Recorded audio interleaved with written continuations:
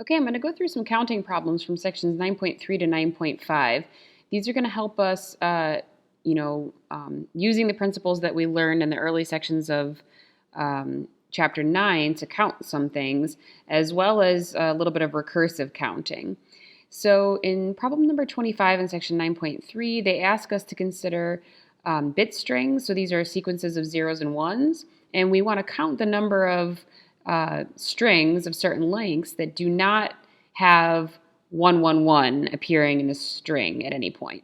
So in part A, we're just going to consider strings of length 0, 1, 2, 3, and 4, and try and write them all out, those that do not contain 3 ones in a row. So I'm going to organize my lists here. I'm going to list the strings of length 0,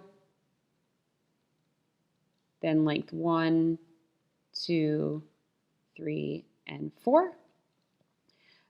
There's only one string of length 0, and that's the empty string. So I'll just denote that with an empty set.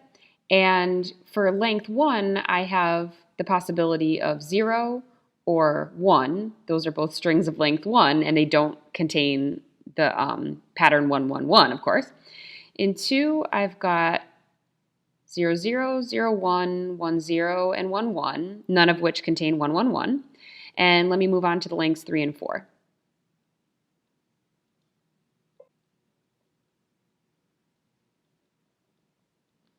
You can see of the strings of length 3, only one of them has the pattern 1, 1, 1.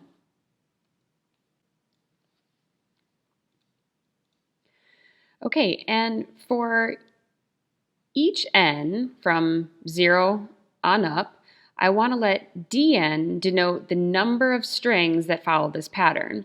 So I can see from the scratch work that d0 is 1. There is one string of length 0 that does not have 1, 1, 1 in it. d1 would then be 2. There are 2 strings. d3 is 4. There are 4 two-length strings with no 1, 1, 1s. d4 is 7. There are 8 three-length strings, and one of them doesn't satisfy the condition. And then d5, wait, I counted wrong. d2 is 4, and d3 is 7.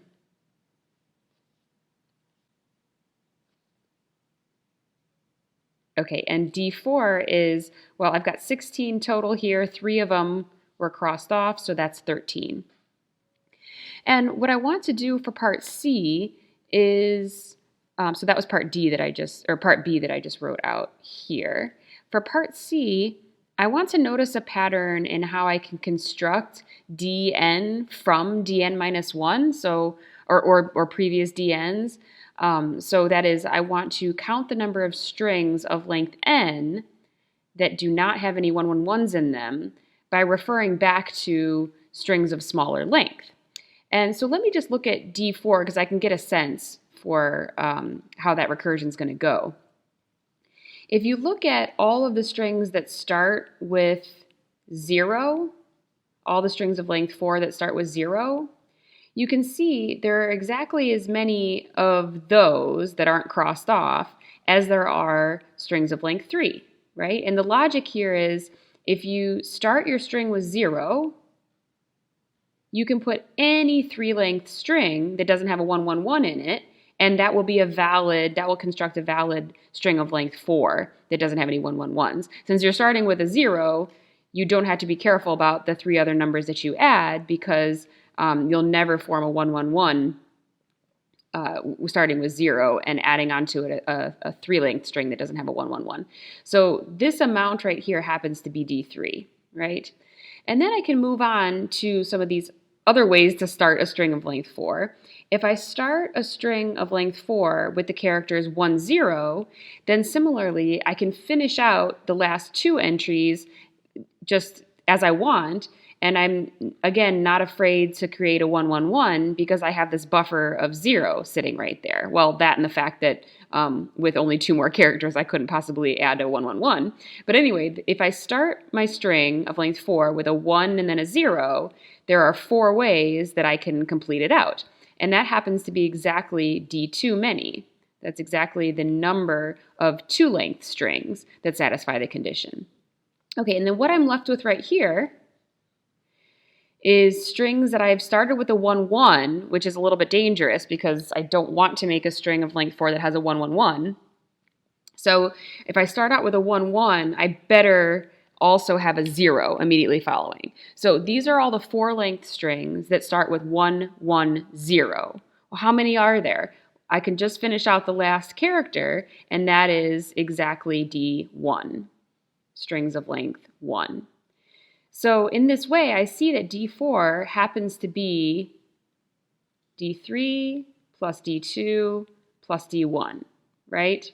And this pattern actually continues. Let's come over here and sort of make it general. Suppose I'm trying to figure out what Dn is in terms of the previous Ds. Well, I'm trying to make an n-length string, all right? And there are sort of 3 possibilities. If the string starts with the character 0, then I'm free to fill in all the rest of the n-1 spaces with any string that doesn't have a 1, 1, 1 in it.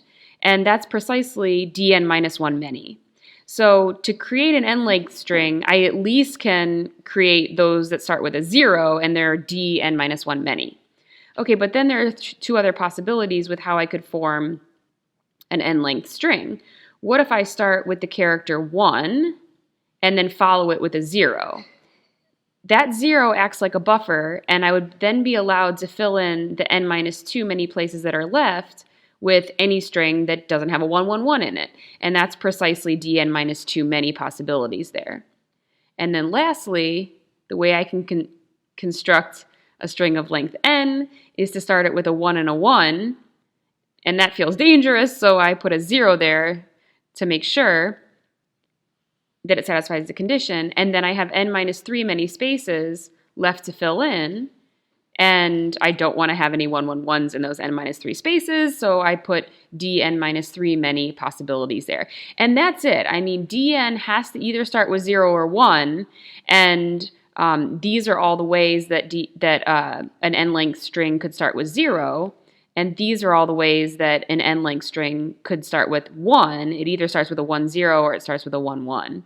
So the recursive formula for Dn is Dn is Dn-1 plus Dn-2 plus Dn-3. Okay, and that together with the fact that D0 is 1, D1 is 2, and D2 is 4 fully define the sequence Dn. So it checks out for D3. You can see 7 is 1 plus 2 plus 4, and 13 is 2 plus 4 plus 7. So at least the pattern is apparent from the ones I worked out, and you can work out any more of these manually and see that this is the case. So for part D, if I want to find out the number of bit strings of length 5 that don't have 1, 1, 1s in them, D5, all I need to do is take D4 plus D3 plus D2. So that's going to be 13 plus 7 plus 4, 24. From here, you may be interested in finding what's called a closed form solution of these recursive definitions. One of your homework problems asks you to do that. There's a section in Chapter 5 that helps us produce a closed form solution from a recursive expression. But if you don't want to if you don't want to read that extra section, you can go to Wolfram Alpha and just kind of type in your recursive formula. And so this is just sort of a hint. I'll put this here. Typing in something like this into Wolfram Alpha on homework is going to give you a closed form solution here. So it turns out that this is what your recursive formula looks like in number 26, I think. And so try and figure out that recursive formula. That's the intention of the homework. And then don't bother trying to get the closed form on your own. Just go to Wolfram Alpha and plug it in, and you'll see that this right here is the formula for the kth term of that recursive sequence. Okay, let's do a little bit more counting. This one is nice. I'm going to use the hint that they give us. They say try and use the pigeonhole principle to prove that if you've got any 52 integers at random, there must be two of them that when you subtract them or when you add them, you get a number that's divisible by 100. So the hint is to go ahead and let x be the set of 52 integers. So I'm just going to give them names like A1, A2, A3, all the way up to A52. So let's let this be a subset of the integers with the cardinality equal to 52. And here's a clever way to set up the pigeonhole principle. We're going to let y equal the following set of sets. So the first set is going to include the digits 0, 0. The second set is going to include the digits 5, 0. And then the rest of the sets in the set y are going to include two numbers. So we'll let this one be 0, 1 and 99, 0, 2 and 98, and so on.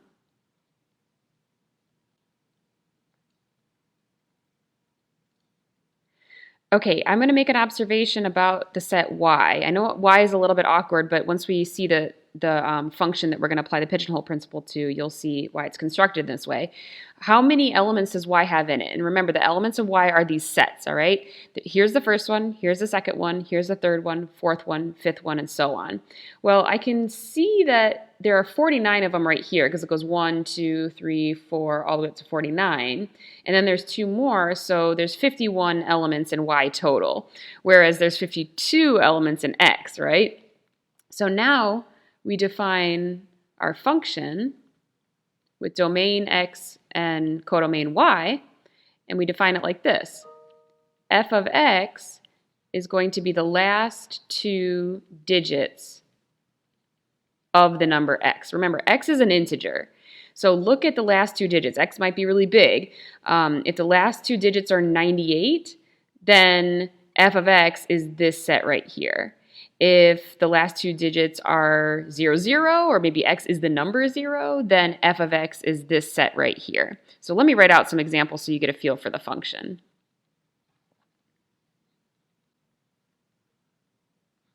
Okay, so this just gives you a feel for what's happening. Because of the cardinalities of these sets, of course, the pigeonhole principle tells me that the function can't possibly be one-to-one. So there must be two elements of the domain that are not equal to each other, and yet their output is equal to each other. Their outputs are equal to each other.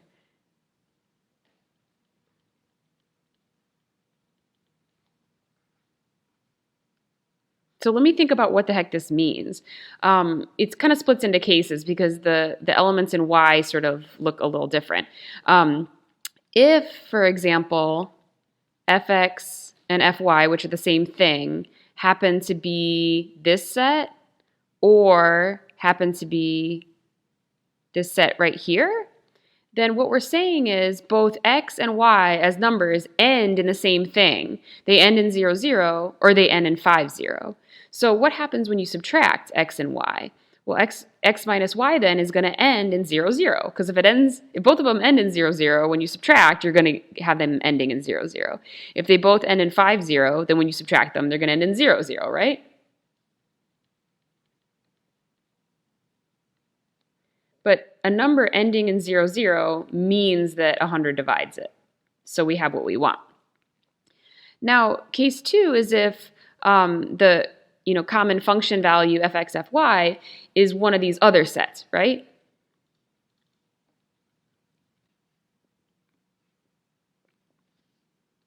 I'm going to go ahead and write that situation as fx equals fy equals n, 100 minus n. So all the rest of these possible outputs take this form right here. Okay, now the first situation would be that the reason that fx and fy output this right here is that both x and y end in the same number, right? Like x and y could both end in n. They could both end in 03 or something. Or they could both end in 97. So if that's the case, then again, their subtraction is going to be divisible by 100. So I'm going to sort of split this case into two separate cases.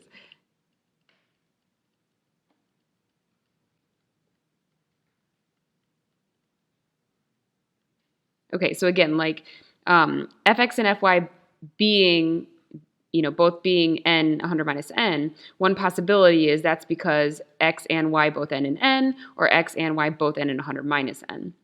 The other interesting part of this case is if, let's say, x ends in n and y ends in 100 minus n. In that case, the sum of x and y is going to be divisible by 100.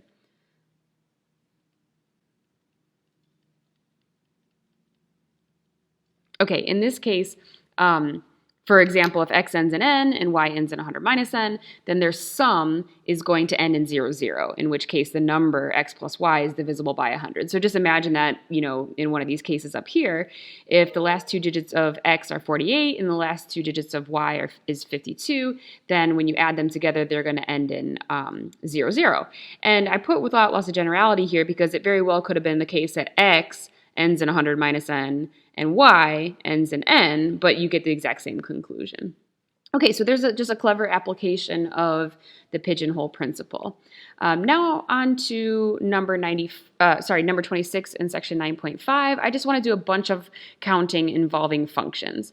So part A asks me how many onto functions there are that have their domain with 3 elements and their codomain having 2 elements. So I'm just going to create a domain that looks like this, a codomain that looks like this, and I'm looking for onto functions, right? Well, if a function's onto, it means that it hits every single possible output, right? So I'm going to draw an example of an onto function using some arrows. So like f of a is 1, f of b and c are both 2. A non-onto function would be something like this. A goes to 1, b goes to 1, and c goes to 1. That's not onto, but the red one is. So here's how I want to do the count. In order to construct a function with a domain of 3 elements and a codomain of 2 elements, I basically have 2 choices for where to send each of the domain elements, right? A could go to 1 or 2, B could go to 1 or 2, or C could go to 1 or 2. But the problem is, this is an overcount. 8 isn't the right answer because I want to exclude the non-onto functions. Well, how many non-onto functions are there? There's the function that's consistently 1, right? A, B, and C all go to 1. Or there's the non-onto function that sends all the domain elements to 2. So I'm just going to take this count and subtract 2 from it.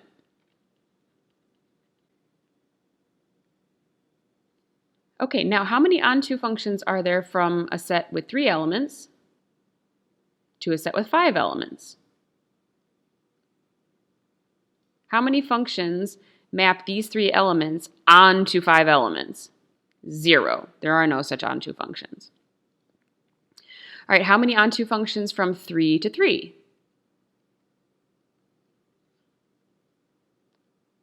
Well, let me give you an example of one. A could go to 1, B could go to 3, and C could go to 2, right? Got to hit all 3 elements.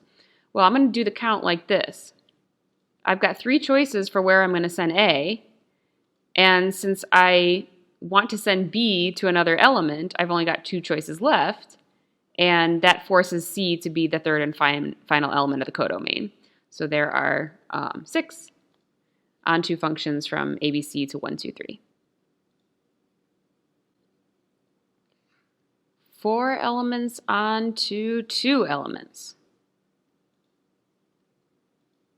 Okay, again, I'm going to do a count of all the functions from 4 elements to 2 elements, and then I'm just going to get rid of the functions that are not onto.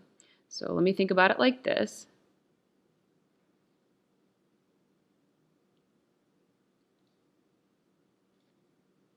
I've got 2 choices for where to send A, 2 for B, 2 for C, 2 for D. And then I don't want to include the constant 1 function, and I don't want to include the constant 2 function. So this is 14. Okay, and I'm actually going to do a similar count for the last problem. How many onto functions from ABCD onto 1, 2, 3? I got to be a little bit more careful about this. I'm going to draw a Venn diagram to help. So let's consider all of the functions from ABCD onto 1, 2, 3.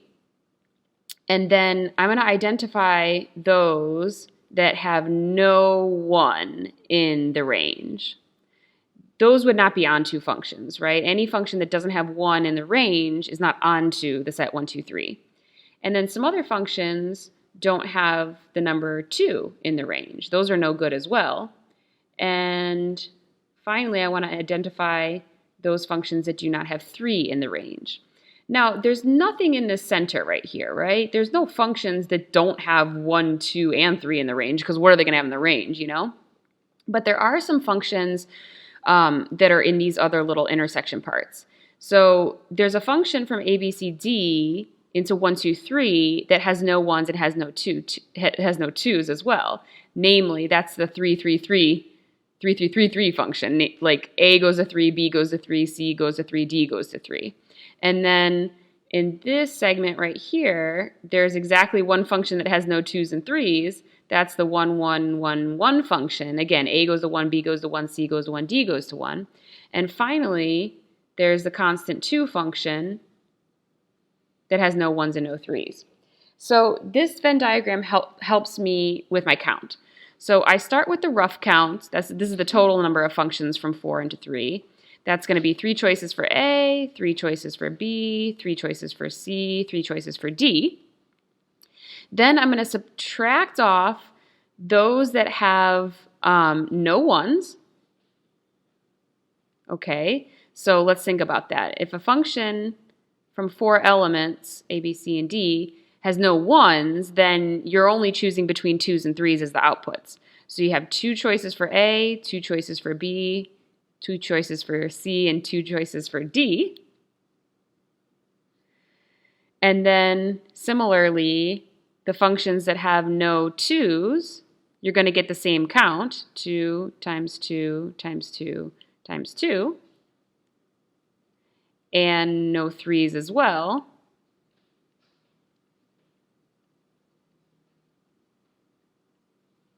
But the point is, I took all the functions, right? And I got rid of the ones that didn't have any 1s, got rid of the ones that didn't have any 2s, and got rid of the ones that didn't have any 3s. But I accidentally got rid of these 3 functions each twice. So I have to add them back in. I have to add back in the constant 1, 2, and 3 function, because I subtracted, for example, the constant 3 function in this term, and I also subtracted it in this term. So I need to add it back in. Okay, so that gives me a count of, let's see here, 81 minus 3 times 2 to the 4th, which is 16, plus 3. So this is 81. This is minus 48, so I got a minus 45. And this should be 36.